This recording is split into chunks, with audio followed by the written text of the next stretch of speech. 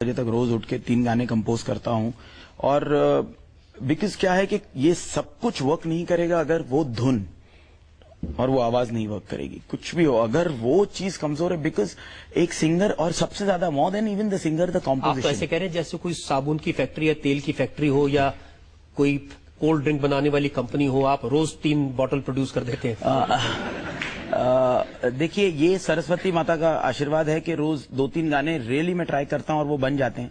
Because कितनी बार 3 दिन आप ये भी कहते हैं कि आपके पास 1000 धुनें कंपोज की हुई रेडी रखी हैं। हाँ, 1000 गाने हैं और अभी तो मैं फिल्में बहुत कम कर रहा हूँ। तो हिमेश रेशम एक शोरूम की तरह हो गए कि जहां पर सामान रखा हुआ है, कोई भी आके ले जा सकता है। सर, ऐसा पहले था क्योंकि यही तरीके से मैंने म्यूजिक डायरेक्शन में इतने बड़े बड़े दिग्गज लोग थे जो जिस तरह का उनका एक अपना स्टाइल था काम करने का।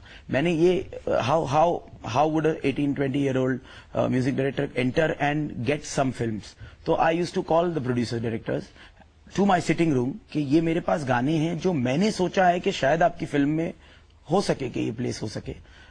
और अलग अलग जितने भी सिचुएशंस मैं सोच सकता था फिल्मों, क्योंकि हमारी हिंदी फिल्मों में कोई बहुत नई कोई सिचुएशंस होती नहीं है जहां तक रोमांटिक गानों का सवाल होता है। तो मैंने बेस्ट ऑफ द कॉम्पोजिशंस पे मेहनत की और उन लोगों को सुनाया, उन्होंने बहुत सपोर्ट किया और सारे प्रोड्यूसर डायरेक्टर म्यूजिक कंपनीज ने वो गाने लिए और वो गाने सक्सेसफुल हुए। तो आप ये कह सकते हैं कि एक फैक्ट्री की तरह मैंने काम किया, लेकिन उसमें फाइनली सबका ही माने म्यूजिक इंडस्ट्री का फायदा ही हुआ। कभी आपको किसने ये नहीं कहा कि आपने दूसरों की धुन चुरा ली है, वरना इतनी सारी धुनें एक आदमी कोई कैसे बना सकता है? बिकॉज काफी मैं 12-13 साल की उम्र से कंपोज कर रहा हूं, लेकिन चोरी का इल्जाम नहीं लगा मुझ पर। सच्चाई ये है कि मैंने नहीं किया। मैंने ओरिजिनल गाने इतने थे, इसीलिए मैंने रखे कि कभी कोई ऐसी सिचुएशन आती कि प्रोड्यूसर या डायरेक्टर को या किसी को गाना नहीं समझ में आता, तो ऐसा ना हो कि आपके पास बैंक में गाना ही नहीं हो और फिर आपको ये ढूंढना पड़े कि चलो ये गाना मैं यहां से लेफ्ट ले लूं, या प्रोड्यूसर डायरेक्टर को ये मन हो जाए कि यार मुझे मेरा सेटिस्फेक्शन का गाना नहीं मिल रहा है, आप यहां से ले लीजिए। तो दोनों ही ऐसी सिचुएशन नहीं आए, इसीलिए मेरे पास ऑलवेज एक सिचुएशन पर 10 ऑप्शन रहते थे और आज भी है। मैंने सुना कि गुजरात के गांव में जब भी आपका ये गाना बजता था, झलक दिखला जा, तो एक भूत आ जाता था। झलक दिखला जा पे जो भूत की जो स्टोरी मैंने सुनी, तो मैं भी पहले डर गया था। उसके बाद वो फैलती। आपको ये लगा कि जिस म्यूजिक डायरेक्टर ने बनाई होगी वो मर गया और अपना गाना सुनते उसका भूत आ जाता है? नहीं, गाना तो मेरा ओरिजिनल ही है, लेकिन वो भूत की स्टोरी एक्चुअली फिर जब न्यूज चैनल सब गए थे वहां पे, तो वो चेक किया था तो वहां आता नहीं था। वो कैसे ये रूमर फैला ये मुझे पता नहीं है। और फिर तो झलक हर जगह बज रहा था और कई भूत नहीं आते थे, और अगर आते भी थे तो वो बड़े फ्रेंडली गोस्ट थे जो हेल्प करते थे गाने को और हिट करने के लिए।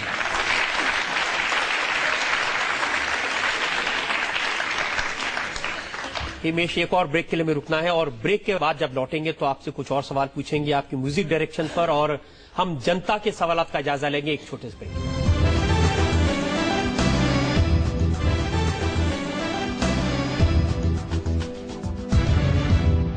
आपकी अदालत में आज हम सवाल पूछ रहे हैं, इल्जाम लगा रहे हैं, सफाई मांग रहे हैं जाने माने म्यूजिक डायरेक्टर और सिंगर हिमेश रेशमिया से। आपकी अदालत में म्यूजिक डायरेक्टर और सिंगर हिमेश रेशमिया पर इल्जाम है कि ये एरोगेंट हो गए हैं।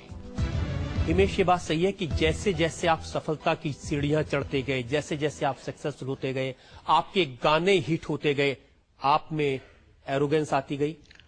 कोई एकाध इंस्टेंस पे हो सकता है कि एरोगेंस किसी को लगा हो, और उसके लिए अगर कहीं लगा हो तो मैं माफी चाहता हूं, बट बहुत 99% my being shy has been misconstrued as arrogance, because मैंने कभी किसी के बारे में इस तरह से कमेंट नहीं हुआ एक्सेप्ट ये जो आर.डी. बर्मन जी की कंट्रोवर्सी हो गई, और अदरवाइज ऐसा ये एक क्यों मानना हुआ। मैं आपको दूसरों के कमेंट बताता हूं। सोनू निगम जाने माने सिंगर है, फिल्म इंडस्ट्री जानती है, आप अच्छी तरह जानते हैं। उन्होंने कहा कि ईश्वर हिमेश का दिमाग ठीक रखे, ये प्रार्थना करते हैं आपके लिए। भाई, सोनू निगम जी मेरे कलीग रह चुके हैं, इतने गाने हम लोगों ने साथ में किए एज मैंने कंपोजर, उन्होंने एज सिंगर मेरे लिए गाए, और बहुत ही अच्छा वर्किंग रैपो रहा। And I think he is the best singer of India today we have, he is just fantastic.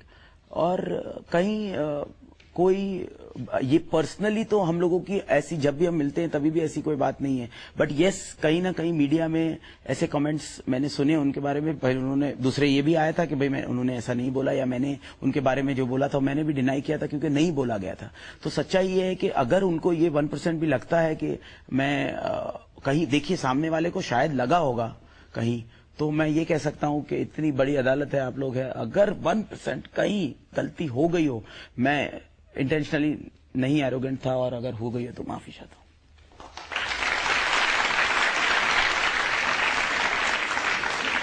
Himesh, मैं आपको प्रोड्यूसर्स की बात बताना, एक जमाना ये था कि आप प्रोड्यूसर्स के चक्कर काटते थे गाने लेने के लिए, फिल्म की म्यूजिक डायरेक्शन लेने के लिए, लेकिन अब जमाना बदल गया, प्रोड्यूसर्स आपके चक्कर काटते हैं। प्रोड्यूसर्स चक्कर तो नहीं काटते, बट यस लेटली मैं उनकी कुछ फिल्में, मैंने काफी लोगों की नई फिल्में कर पाया हूं,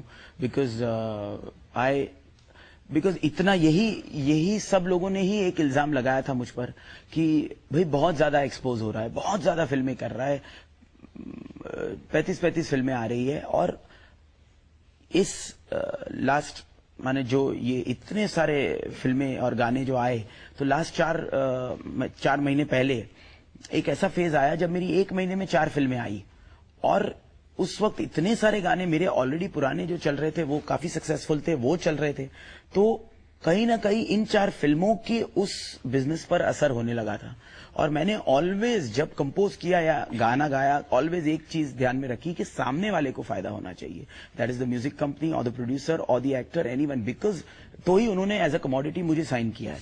और वो चीज मेरे 1 महीने में 4 फिल्म आने की वजह से, एक्सपोजर ज्यादा होने की वजह से नहीं हो रहा था, तो so for the betterment of the film industry and the producer, मेरा तो धंधा जा रहा है, लेकिन हिमेश रेशमिया द ब्रांड ने अपने आप को डिसाइड ये किया कि भाई 3 या 4 फिल्म 1 साल में करेंगे, ताकि वो उसको एक गैप मिले, स्पेस्ड आउट रिलीजेस मिले, तो सबको फायदा होगा। बिकॉज लेकिन हिमेश, ये एरोगेंस नहीं है कि ऐसे डायरेक्टर जिन्होंने आपको पहले मौका दिया, सतीश कौशिक के साथ आप तेरे नाम में हिट हुए, अनंत महादेवन के साथ में आपने हिट फिल्म बनाई, अब उनको अपनी म्यूजिक के लिए दूसरे म्यूजिक डायरेक्टर्स का सहारा लेना पड़ रहा है क्योंकि आपने उनका साइनिंग अमाउंट लौटा दिया।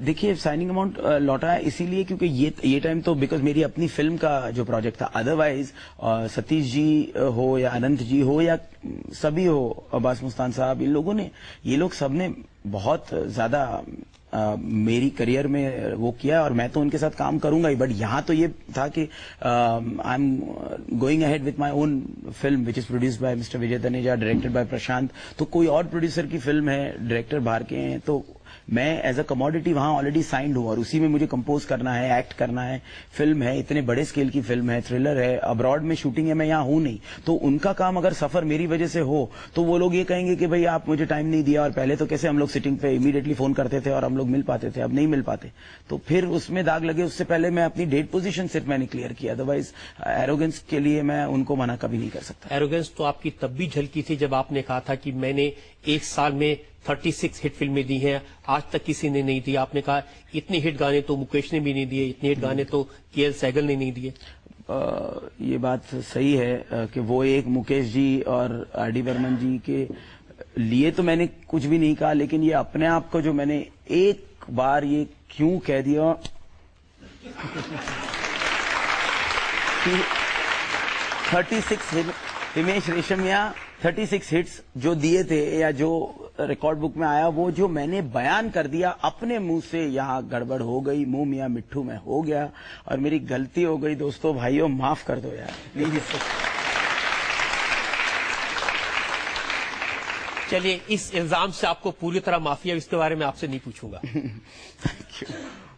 लेकिन जब आपको कोई अवार्ड मिलता है, जब आप स्टेज पर जाते हैं, तो मैंने सुना कि काफी एरोगेंस से आप अवार्ड ले जाते हैं। एमटीवी अवार्ड मिले आपको, 2 अवार्ड हाथ में लेकर आपने कहा कि ये अवार्ड मैंने खरीदे हैं। नहीं, देखिए ऐसा नहीं था। ये वहां पर देखिए क्या होता है, जब वो शो दिखाया जा रहा था तो ऑडियंस के रिएक्शन नहीं दिखाए रहे थे, वो ऑडियंस मुझसे पूछ रहे थे कि अरे तुमने ये अवार्ड खरीदा है क्या, अवार्ड खरीदा। एक वो कोई ऑडियंस में से वो मस्ती कर रहा था मेरे साथ और वो भी बहुत अच्छी तरह, वो पॉजिटिव ह्यूमर में था। तो मैंने बोला हाँ मैंने खरीदे। तो वो पॉइंट, उस बात को हाईलाइट, वही मैं इतना मिसकंस्ट्रू कर दिया गया हूं और ये हुआ है मेरे साथ। और अभी देखिए मैं भी ग्रो कर रहा हूं, मैंने भी बहुत कुछ सीखा है।